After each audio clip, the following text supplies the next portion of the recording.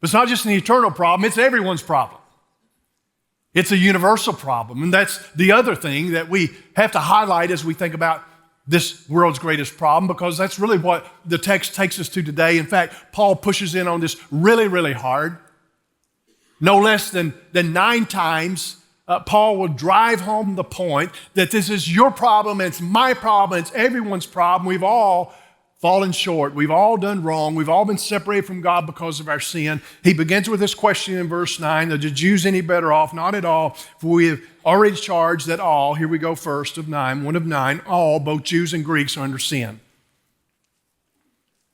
As is written, verse 10, none is righteous, no, not one. Verse 11, no one understands, no one seeks for God. Verse 12, all have turned aside, together they have become worthless, no one does good, not even one.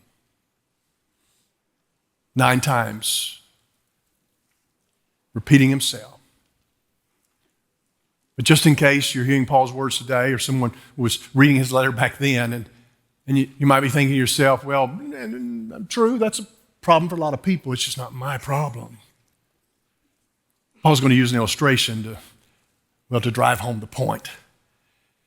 It's the same illustration that James uses in James chapter 3, where James in James 3 and Paul here in Romans 3 essentially say, well, just so you understand this is your problem, it's everyone's problem, why don't you think for a moment about your tongue, your words. If Paul was with us today, he might suggest this. Why don't you record yourself talking for a little while and play it back, and then you'll know. It's your problem too. It's everyone's problem. Hey, thanks for watching. To find out more about Houston's First, you can subscribe to our channel or you can go to houstonsfirst.org.